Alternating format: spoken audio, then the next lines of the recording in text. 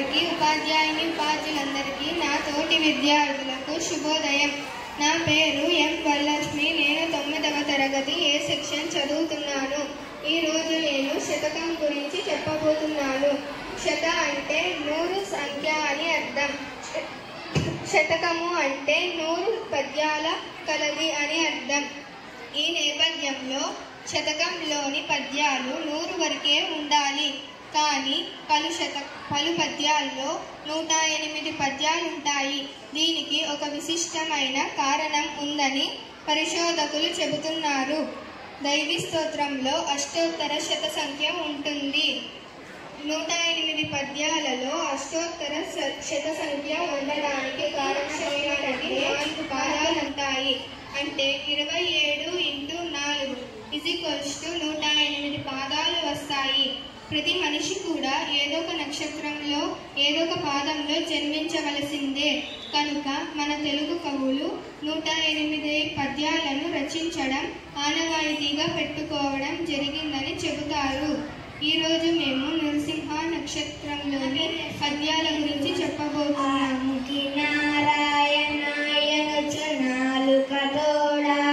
పలుక నేర్చిన వారి పాదములకు సాష్టాంగముగా నమస్కారమర్పణ చేసి ప్రస్తుతించెదనయ్య బహువిధముల.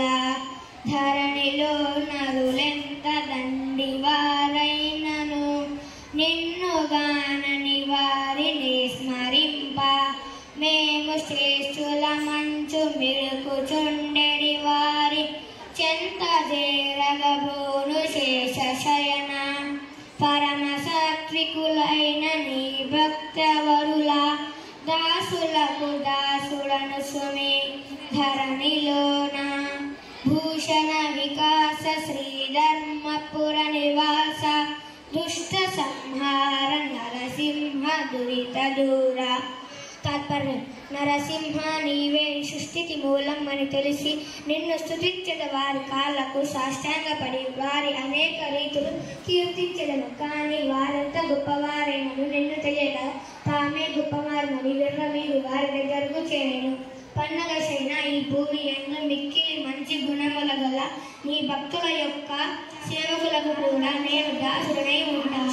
అన్యాయులకు నిన్ననుసరింపగలేదు, ద్రవ్యమిమ్మని వెంట తగలలేదు, కనకమిమ్మని చాలా కష్టపెట్టగలేదు, పల్లకిమ్మనూట పలుగలేదు, సొమ్ములిమ్మని నమ్మి కొల్వగలేదు, భూములిమ్మని పేరు పగడలేదు, బలమునిమ్మని నిన్ను బ్రతిమాలగలేదు, పశులనిమ్మని పట్టు పట్టలేదు. నేను కోరినదొక్కటే నీలవర్ణ చెయ్యనను మోక్షమిచ్చిన చాలు నాకు. భూషణ వికాస శ్రీధర్మపుర నివాస దుష్ట సంహార నరసింహ దురిత దూర. తాత్పర్యం: నరసింహ ధనము, సంపదలు, బంగారం, సవారీలు, జాసత్వాలు, భూములు ఇలాంటివి నేను అడగలేదు. నిన్ను పేచి పెట్టుట, నిన్ను బ్రతిమాలుట, నీ పేరు పోరుట, నిన్ను కొల్లుట ఇలాంటి పనులు నేను ఓనీల వలన నేను కోరినదొక్కటే. తొందరగా నాకు ముక్తినిస్తే అదే చాలు.